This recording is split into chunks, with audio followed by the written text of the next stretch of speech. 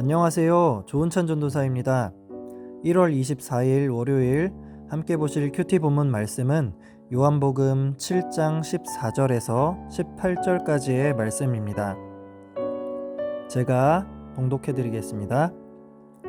이미 명절의 중간이 되어 예수께서 성전에 올라가사 가르치시니 유대인들이 놀랍게 여겨 이르되 이 사람은 배우지 아니하였거늘 어떻게 그를 아느냐 하니 예수께서 대답하여 이르시되 내 교훈은 내 것이 아니요 나를 보내신 이의 것이니라. 사람이 하나님의 뜻을 행하려 하면 이 교훈이 하나님께로부터 왔는지 내가 스스로 말함인지 알리라. 스스로 말하는 자는 자기 영광만 구하되 보내신 이의 영광을 구하는 자는 참되니 그 속에 불의가 없느니라. 아멘. 이제 저와 함께 말씀을 살펴보겠습니다. 이스라엘의 3대 절기 중 하나인 초막절에 예루살렘에 오신 예수님은 초막절을 지키는 일주일 중 중간이 되자 성전에 올라가서 공개적으로 사람들을 가르치시기 시작했습니다. 성전에는 많은 유대인들이 있었는데 그들은 예수님의 가르침을 듣고는 두 가지 반응을 보였습니다. 하나는 학문도 없는데 뭘 가르치겠느냐라는 무시의 반응이었고, 다른 하나는 배운 것도 없는데 어떻게 저렇게 잘 가르치냐라는 말이었습니다.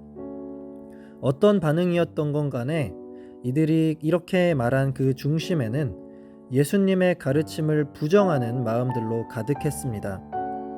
왜냐하면 지금 성전에서 하시는 이 예수님의 가르침의 말씀이 지금까지 유대인 랍비들을 통해 자기들이 들었던 가르침과는 너무 달랐기 때문입니다.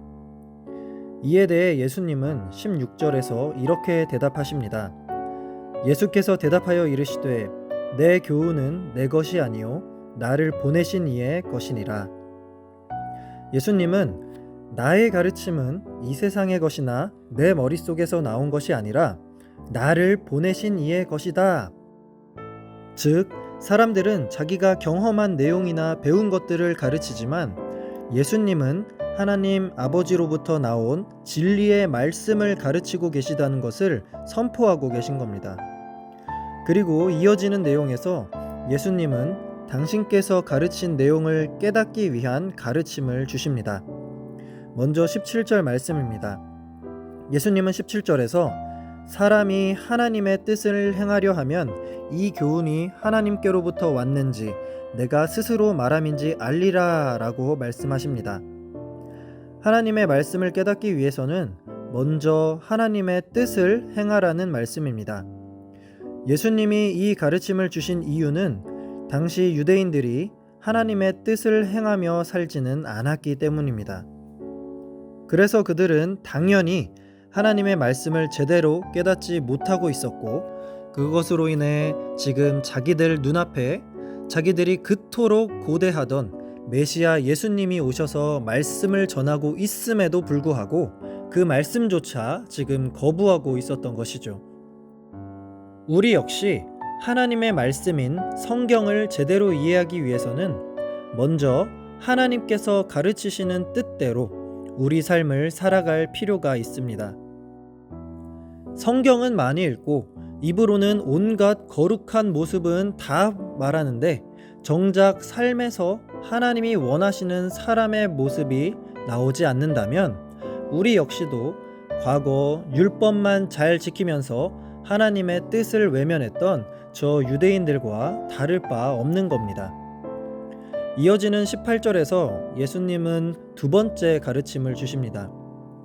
스스로 말하는 자는 자기 영광만 구하되 보내신 이의 영광을 구하는 자는 참되니 그 속에 불의가 없느니라. 두 번째 가르침은 하나님의 영광을 위해 살라입니다. 자기 마음대로 말하는 사람은 자기의 영광만을 구합니다. 반면 하나님의 영광을 구하는 사람은 하나님의 뜻을 따라 살아갑니다. 그리고 그 삶으로 하나님께 영광을 돌립니다. 예수님은 지금 이 말씀을 통해 유대인들에게 너희는 지금 누구의 영광을 위해 살아가고 있느냐라고 묻고 계신 겁니다. 그리고 이 말씀은 오늘을 살아가는 우리들에게도 똑같은 질문을 던지고 있습니다. 여러분은 지금 누구의 영광을 위해 살아가고 계십니까? 이 예리한 가르침을 주신 예수님은 당신 스스로 먼저 이 땅 가운데에 가장 낮은 자로 오셨고 자기의 영광은 하나도 구하지 않은 채 오직 자신을 보내신 하나님 아버지의 영광만을 위해 사셨습니다. 율법을 잘 지키던 유대인들에게 부족했던 것이 바로 이것입니다. 그들은 하나님께서 명하신 율법은 잘 지키려고 애썼지만 그들의 마음에는 하나님의 영광을 추구하는 마음이 없었고 오직 자기의 영광을 드러내려는 데에 바빴습니다. 따라서 우리 역시 하나님의 영광을 위한 삶을 살기 위한 마음이 우리의 그 중심에 있을 때 우리는 유대인들과 다르게 진정으로 우리 자신이 아닌 하나님의 영광을 위해 살아갈 수 있습니다.